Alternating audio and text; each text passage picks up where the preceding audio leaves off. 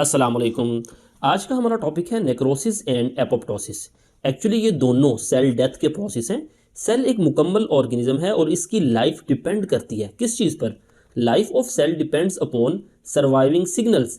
इसको इंट्रासेलुलर और extracellular surviving signals मिल रहे होते हैं और उन्हीं सिग्नल्स की मदद से सेल कंट्रोल करता है इन एक्टिविटीज़ को टू कंट्रोल सेल डिवीजन, क्योंकि ख़ास ऑर्गन में ख़ास हद तक सेल डिवीजन होती है। फिर पैटर्न फॉर्मेशन। पैटर्न फॉर्मेशन कहते हैं tissue and organ develop on correct place. Cells मिलकर जो टिश्यू और ऑर्गन्स बनाते हैं वो एक खास जगह पे होते हैं। जैसे हर जानदार में लिवर एक स्पेसिफिक पोजीशन में होगा, स्टमक स्पेसिफिक पोजीशन पे होगा, उसे हम कहते हैं पैटर्न फॉर्मेशन। फिर डिफ्रेंसिएशन, सेल का किसी खास स्ट्रक्चर और फंक्शन के हवाले से शेप को अटेन करना। मॉर्फोजेनेसिस भी कहते हैं सेल की किसी खास शक्ल का बनना, सेल की अपीयरेंस। फिर मोटेलिटी, सेल मूवमेंट। फिर fate of cell is pre planned. Even death, cell की जो किस्मत है, सेल का बनना, सेल ने कहाँ पे कितने सेल बनने हैं और उन्होंने डेड कब होना है, ये सब कुछ प्री प्लान होता है। अब हम देखते हैं जी सबसे पहले एपोप्टोसिस का प्रोसीजर।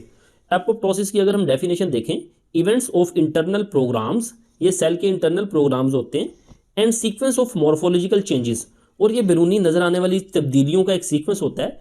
और इससे क्या होता है, by which cell commit suicide, यानी सेल खुदकुशी कर लेता है, अपने आप को मार लेता है। इस प्रोसेस को हम कहते हैं एपोप्टोसिस। अब बात यह है कि सेल के अंदर कुछ इंजाइम्स होते हैं जैसे कि लाइजोसोम, अगर उनको डायरेक्टली इन्वायरमेंट में रिलीज कर दिया जाए, यानी सेल की मेम्ब्रेन को अगर तोड़ दिया जाए, तो वो इंजाइम सराउंडिंग सेल को डैमेज कर सकते हैं।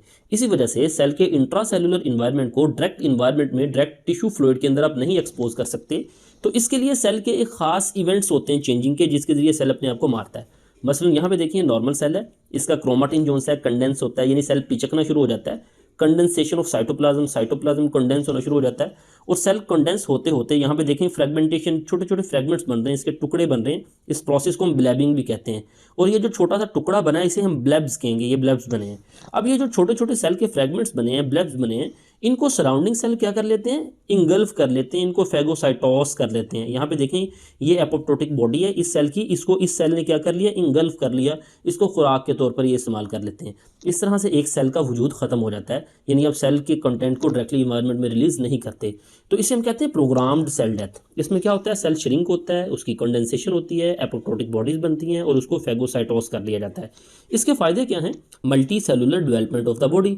मसलन मल्टी सेलुलर जानदारों में बहुत सारे सेल नहीं बनते और बहुत सारे सेल डेथ भी होते हैं। मसलन डिलीशन ऑफ इंटायर स्ट्रक्चर, कुछ स्ट्रक्चर को डिलीट करना पड़ जाता है, जैसे कि tail of developing embryo. Human embryo की टेल होती है जो कि एम्ब्रियोलॉजिकल प्रोसेस के दौरान उसको खत्म कर दिया जाता है। इसी तरह टिश्यूज बिटवीन डिजिट्स, एम्ब्रियो के इस उंगलियों के दरमियान में भी झिल्ली होती है और वो डेवलपमेंट के दौरान उसको खत्म कर दिया जाता है इसी एपोप्टोसिस के जरिए। फिर control number of neurons. Neurons जब डेवलप हो रही होती हैं तो उनको बहुत सारी न्यूरॉन्स को डेड कर दिया जाता है एपोप्टोसिस के जरिए, क्योंकि स्पेसिफिक नंबर न्यूरॉन्स का होता है किसी भी जिस्म के अंदर। फिर फैक्टर्स क्या हैं जिसकी वजह से सेल सुसाइड करता है, मरता है, अपने आप को मारता है। Cell commit suicide in absence of surviving signals, यानी इसको इंट्रा या एक्स्ट्रा सेलुलर जो सर्वाइविंग सिग्नल्स हैं अगर वो मिलना बंद हो जाए तो तब सेल एपोप्टोसिस करता है। या cell are murdered by killing signals from the other cell, surrounding cells उसको किलिंग सिग्नल्स के जरिए मार देते हैं। फिर दूसरा प्रोसेस है नेक्रोसिस। ये होती है एक्सीडेंटल सेल डेथ, यानी सेल किसी एक्सीडेंट की वजह से, किसी दबाव, किसी हादसे की वजह से जब डेड होता है तो उसके जो अंदर सेलुलर फ्लूइड है वो बाहर टिश्यू फ्लूइड के अंदर जाता है और सराउंडिंग सेल को डैमेज करता है। Cell death due to tissue damage, ये एक्सीडेंटल सेल डेथ है, टिश्यू डैमेज हो सकता है। इसमें सेल क्या होगा, सेल स्वेल, सेल सूज जाते हैं, बर्स्ट, फट जाते हैं। रिलीज्ड इंट्रासेलुलर कंटेंट, यहाँ पे देखिए नॉर्मल सेल है, इस पर कोई दबाव पड़ा, ये कंडेंस हुआ तो इसकी मेम्ब्रेन फटी, तो इसने अपना कंटेंट जो सा वो सराउंडिंग सेल में रिलीज कर दिया, यानी रिलीज इंट्रासेलुलर कंटेंट। और फिर content can damage neighbouring cells, ये जो कंटेंट रिलीज हो रहा है ये नेबरिंग सेल को डैमेज करेगा, काज इन्फ्लेमेशन, वहाँ पे सोजश हो जाएगी, काज डेथ ऑफ नेबरिंग सेल जो हैं वो डेड भी हो सकते हैं। तो ये था आज का टॉपिक नेक्रोसिस एंड एपोप्टोसिस। उम्मीद है आपको समझ आई होगी। मिलते हैं अगले लेक्चर के साथ। अस्सलाम वालेकुम वरहमतुल्लाहि वबरकातुहू।